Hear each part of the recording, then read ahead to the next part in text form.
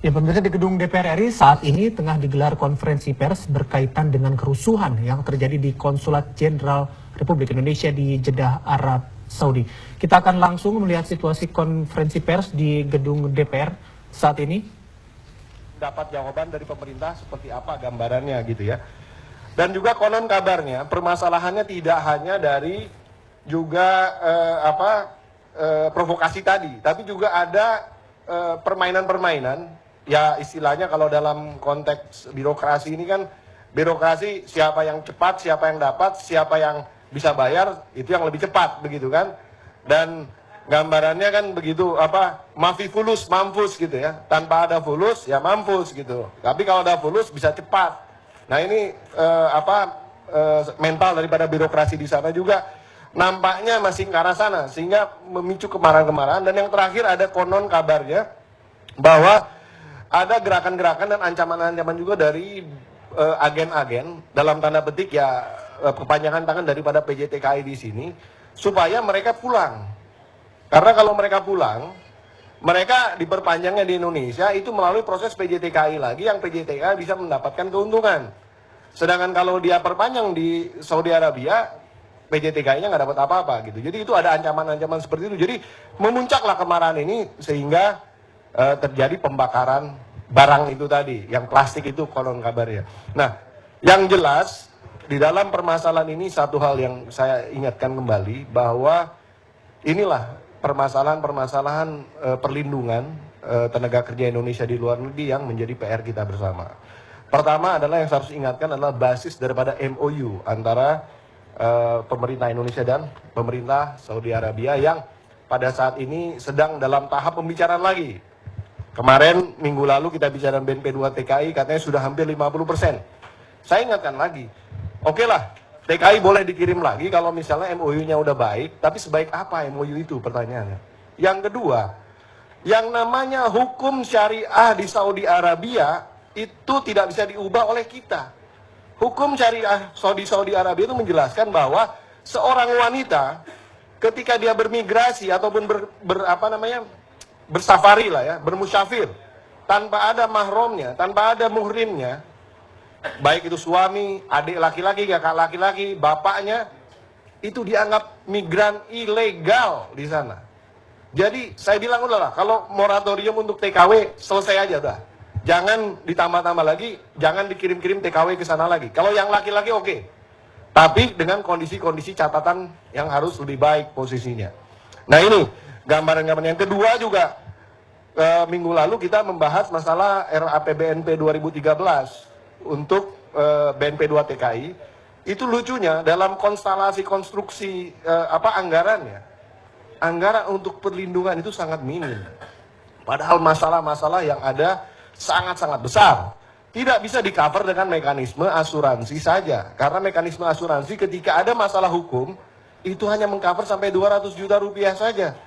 Nah, apabila kemudian masalah seperti katakanlah kasus hiu bersaudara yang baru-baru kita tahu vonisnya kan, itu kan luar biasa begitu. Itu pasti dia akan biayanya lebih dari 200 juta. Nah, siapa yang akan membayar? Nah, seyogianya pemerintah tetap mengalokasikan anggaran untuk perlindungan ini, di mana ketika asuransi tidak bisa membayar. Itulah gambaran-gambaran masalah. Kalau kita bicara panjang lebar nanti Bu Rike juga nggak kebagian bicara. Dan intinya apa? Intinya beberapa waktu yang silam di paripurna sudah disepakati untuk membuat tim pengawas DPR RI untuk masalah TKI ini. Hampir sama lah sistem kerjanya dengan Timwas Senturi. Itu sudah disepakati di paripurna, dan saya ingin mengingatkan kepada semua pimpinan fraksi dan juga pimpinan DPR untuk segera membentuk Timwas dan menjalankan Timwas ini, karena Timwas ini akan dipimpin oleh pimpinan DPR, sehingga basis-basis deadlock yang dikarenakan ego sektoral yang selalu menjadi masalah Komisi 9 untuk tidak bisa tembus, ini akan bisa terbuka begitu ya. Karena apa? Dengan adanya Timwas TKI ini, Timwas bisa bekerja secara politis, cross sektoral dan juga cross nasional, dan bisa memberikan dampak politis yang bisa mempercepat berbagai macam penyelesaian masalah TKI ini. Itu aja harapan saya mungkin, teman-teman. So, nanti kita pertajam dalam tanya jawab. Silakan Bu Rike, terima kasih. Mungkin Bu Rike bisa membacakan dulu, baru setelah itu kalau ada tanya jawab teman-teman. Baik, terima kasih Jaka. Ini pemerintah, bagi saya menyatakan pemerintah SBY tidak sanggup tangani TKI overstayer di Saudi. Pemerintah Saudi mengumumkan kebijakan amnesti bagi warga negara asing dimulai dari 11 Mei sampai 3 Juli 2013. Dan ini informasi yang kami terima dari relawan kami dan Korwil yang ada di Saudi.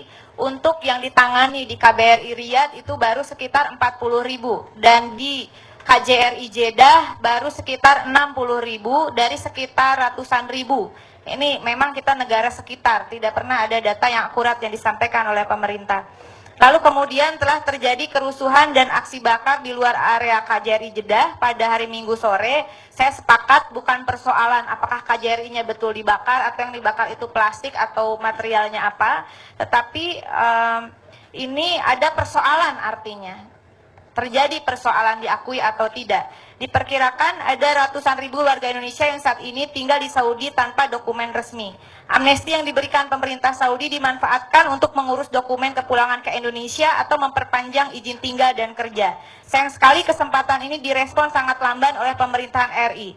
Loket pengurusan dokumen hanya dibuka di KBRI Riyadh dan KJRI Jeddah. Akibatnya KJRI Jeddah didatangi para warga negara kita di sana, tidak hanya dari Jeddah, namun dari wilayah lain seperti Makkah, Madinah, Taif, Kamis, Musaid, Najran, Baha, Tabuk, dan Jazan. Di KJRI Jeddah itu dengan ribuan orang yang ingin mengakses hak amnestinya, hanya dibuka 12 loket. Petugas yang melayani hanya 200 orang. Sementara imigrasi Saudi hanya memberikan pelayanan bagi TKI yang ingin pulang. Jadi sebetulnya banyak warga negara kita yang ingin pulang, bahkan mereka langsung menelepon kepada kami. Itu imigrasi Saudi hanya memberi kesempatan untuk pengurusannya hanya setiap hari Rabu. Dan dijatah per minggu hanya 200 orang saja. Persoalan lain adalah mengenai dokumen atau paspor sementara yang disebut dengan SPLP yang dikeluarkan oleh perwakilan RI di Saudi.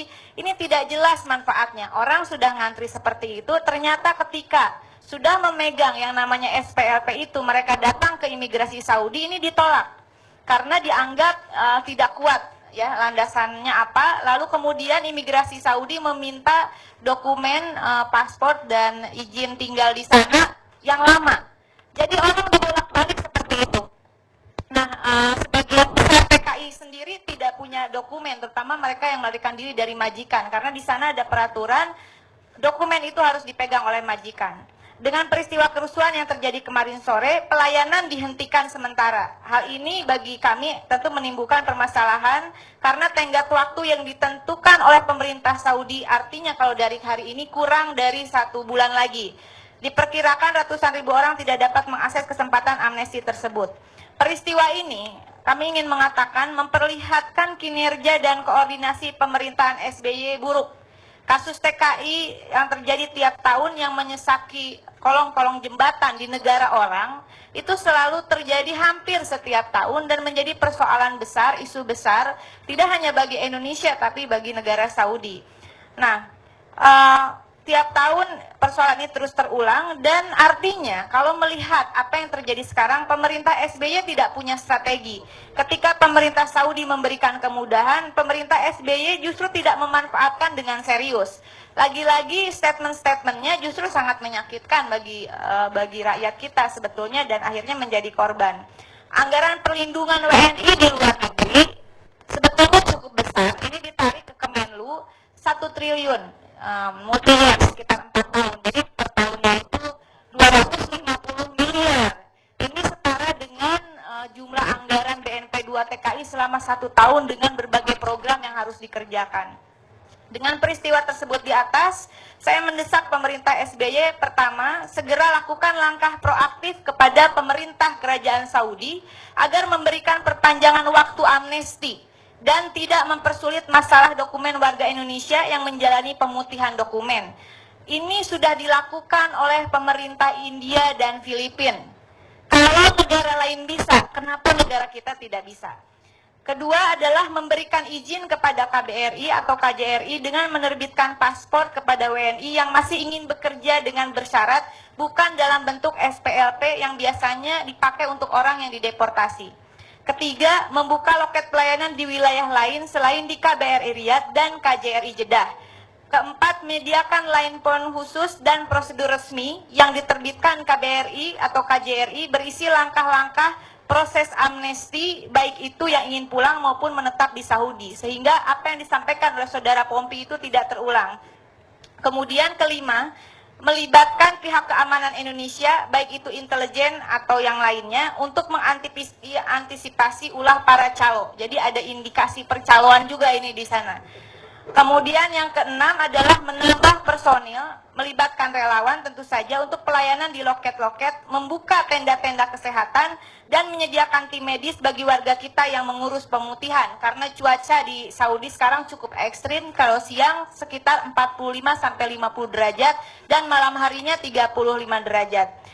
Yang terakhir saya ingin mengatakan, agar kerusuhan tidak terulang lagi, saya mengajak semua pihak mampu menahan emosi, karena yakinlah bahwa tindakan kekerasan itu tidak akan menghasilkan sebuah solusi yang baik. Terima kasih.